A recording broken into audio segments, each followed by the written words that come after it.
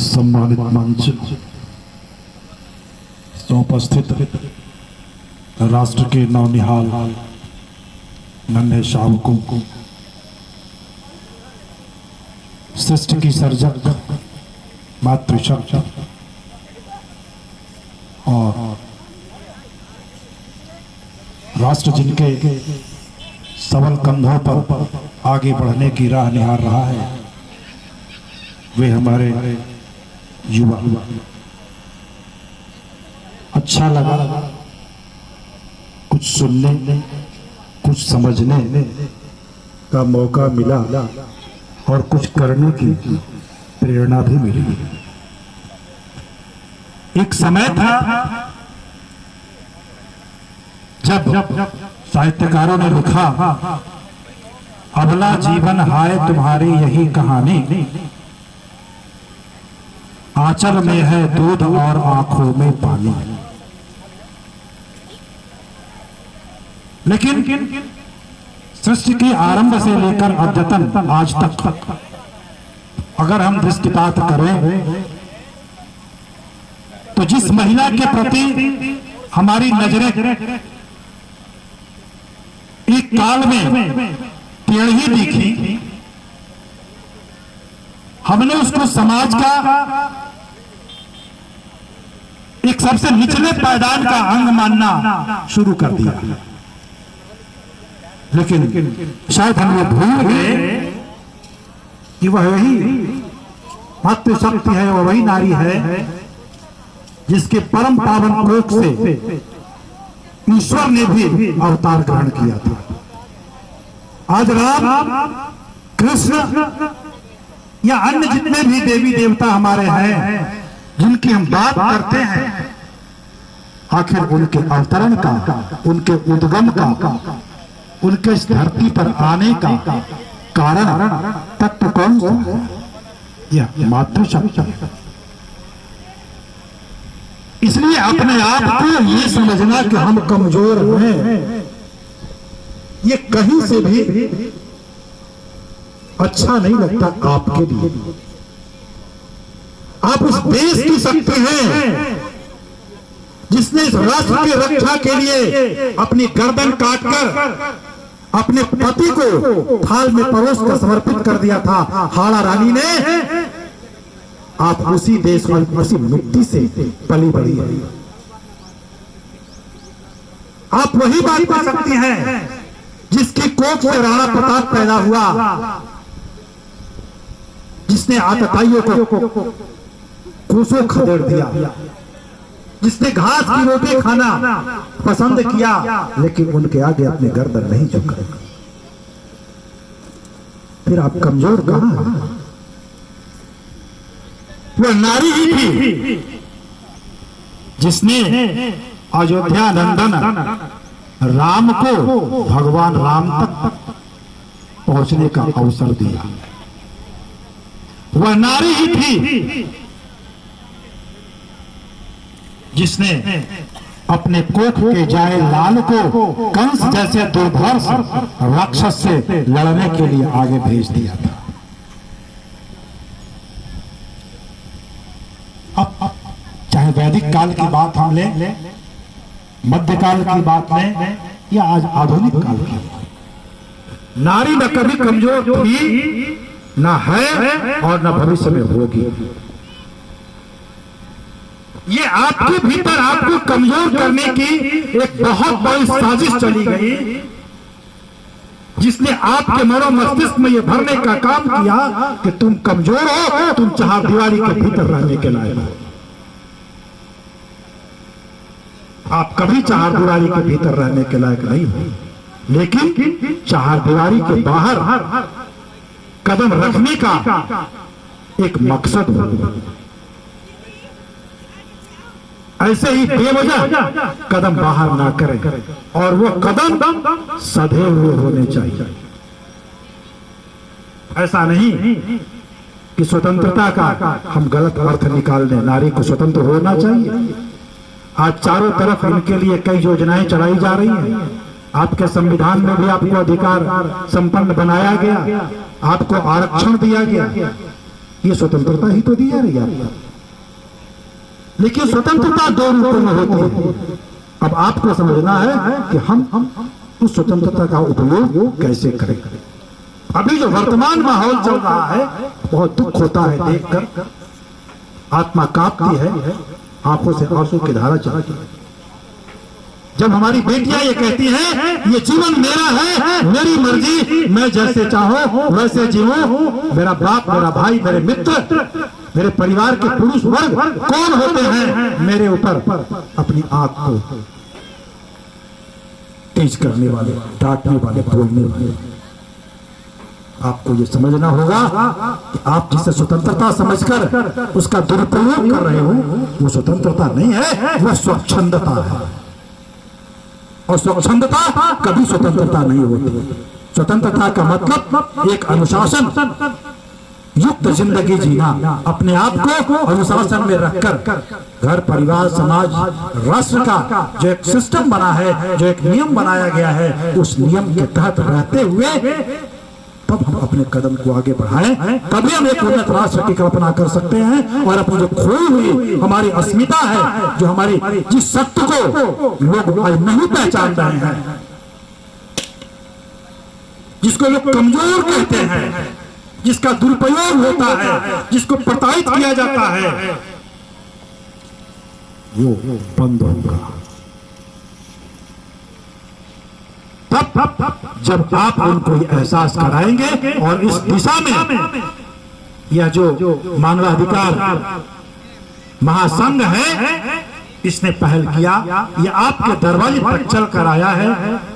मैं बहुत बहुत बहुत साधुवाद देता हूं इससे जुड़े ये नौजवान कार्यकर्ताओं का, जिन्होंने एक सुंदर सा प्रयास आपके निकट आकर आपको ऊपर उठाने का, आपके भीतर जो आग बूझ सी गई है, उस आग को जलाने का एक सिराई सेंटर के माध्यम से, क्योंकि आप वो ताकत हैं जो दूसरों को शक्ति संपन्न बनाती है। एक माँ अगर घर में शिक्षित होगी, एक माँ अगर विकसित होगी, तो एक पूरा परिवार विकसित होगा। एक पिता के विकसित होने से पूरा परिवार विकसित नहीं होता है, क्योंकि माँ ही जीवन की सबसे पहली पाठशाला होती है, जिसकी आंचल तले हम जीवन के रहस्य को समझ पाते हैं। अक्षर ज्ञान का सबसे पहला जो वर्ण है वह माँ ही सिखाती है। उसके बाद तब स्कूल, कॉलेज, विश्वविद्यालय आदि आदि जगहों पर हम जाकर शिक्षा ग्रहण करते हैं। लेकिन दुख ये है कि आज वह माँ अपने आप को माँ नहीं समझ पा रही, उसने अपनी शक्ति को नहीं पहचाना। उसके भी कई कारण है।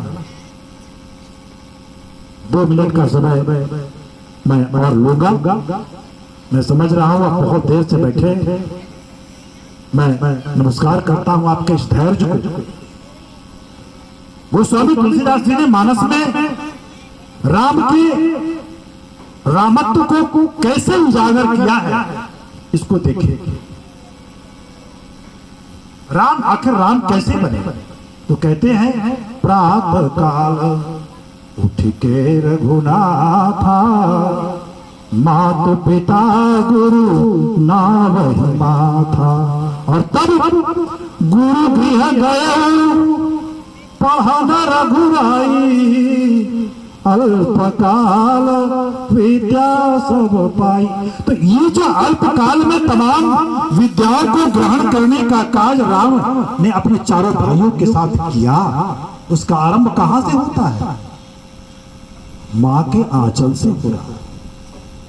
सबसे पहले वो उठकर माता पिता का नमन करते हैं, उनकी चरण वंदना करते हैं, और उनका जो आशीर्वाद है वह उन्हें इस त्रैलोक में आज राम के नाम से जानने को विवश किया। यह वही माता पिता का आशीर्वाद था। और यह शिक्षा का आरंभ जो उनके अंदर हुआ, वो शिक्षा उनकी मां ने दिया। कहां दिया? तो मां के आंचल के तले दिया। आज अफसोस आता है कि आज माँ तो दिखती है मगर माँ का आंचल नहीं दिखता। हम ये कहते हैं हमारा बेटा हमारी बेटी बहुत आगे जाए, वह भी राम बने, वह भी कृष्ण बने, लेकिन उस माँ को ये नहीं पता कि वह राम वह कृष्ण बना तो कैसे बना। ये जींस वाली माँ के बच्चे राम और कृष्ण नहीं बन सकते हैं, उसके लिए वो आंचलवती माँ चाहिए, तभी वह माँ, तभी वह राम और वो कृष्ण पुनः धराधाम पर अवतरित होंगे।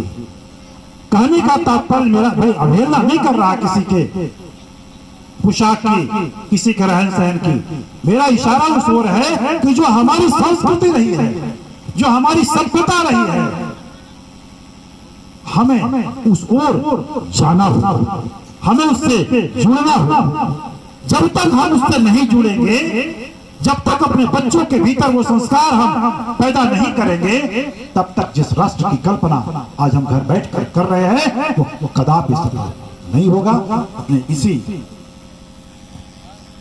जो चंद बातों को मैंने आपके बीच रखा,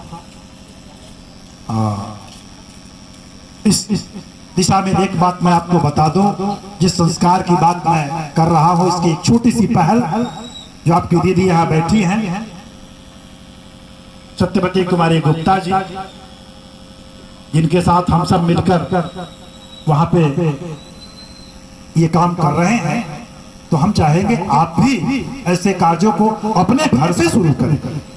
जो समाज के वैसे बच्चे हैं, उन बच्चों को लेकर उनके अंदर संस्कार भरने का गीता के माध्यम से, रामायण के माध्यम से, रामायण की बातों को बताया जाता है। यानी क्या, जो आज की आधुनिक शिक्षा पद्धति है हम उससे अलग नहीं है, उसकी शिक्षा भी हम उन्हें दे रहे हैं, और उसके साथ साथ जो हमारे सांस्कृतिक प्रकोष्ठ हैं, जो जिस संस्कृति जिस सभ्यता की बात जिन जिन ग्रंथों में हमारी संस्कृति में बताई गई है, हम उससे उन बच्चों को, उस परिवार को जोड़ने का प्रयास कर रहे हैं। ये इनके लिए ये काफी सराहनीय कार्य इनके द्वारा किया जा रहा है, और हम चाहेंगे कि हम आपके बीच भी आकर ऐसे कार्यों को अंजाम तक पहुंचाने का प्रयास करें, आपका सहयोग मिले। अपने इन्हीं बातों के साथ मैं अपने तो ये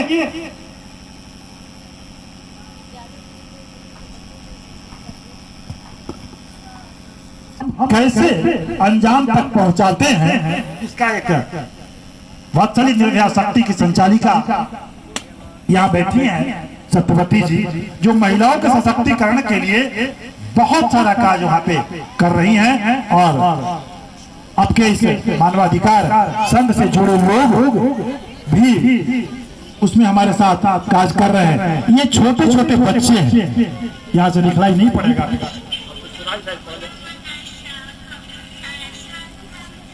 वॉल्यूम को तेज करिए ना।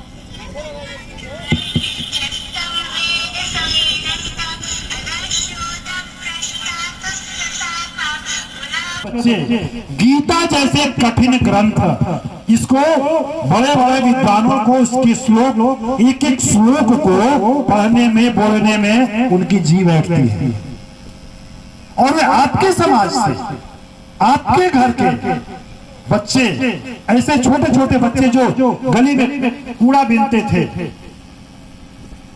जो जिनके घर में मैं क्या बताऊं, मतलब जिसको संस्कार हम कहते हैं आज, वैसा कहीं कोई माहौल नहीं, लेकिन आज वो बच्चे जब मंच पर बिना किताब की सहायता के गीता के उन कठिन श्लोकों का उच्चारण बिल्कुल शुद्ध करते हैं अपनी तूतली वाणी में, 4 साल 5 साल 6 साल के बच्चे, तो हृदय भर उठता है। हम चाहते हैं कि वह सिर्फ वहां तक सीमित नहीं हो, हम आपके बीच, आपके बच्चों के बीच उस चीज को हम लाएं, और वो संस्कार आपके भीतर भी हम उसका बीजारोपण करें। बाकी काम तो आपका है, हम सिर्फ बीज ही लगा सकते हैं, उसे पुष्पित पल्लवित करना, उसे फलदार बनाना, ये आप जैसे सशक्त माताओं और बहनों का काम है। मुझे बहुत खुशी हो रही है, इतना लंबा वक्त आपने इतने धैर्य के साथ यहाँ दिया। बिल्कुल मैं आपके जज्बे को नमस्कार करता हूँ, आपको मैं प्रणाम करता हूँ और इस कार्यक्रम के आयोजक मंडल को मैं साधुवाद देते हुए अपनी वाणी को विराम देता हूँ। जय भारत, जय भारत।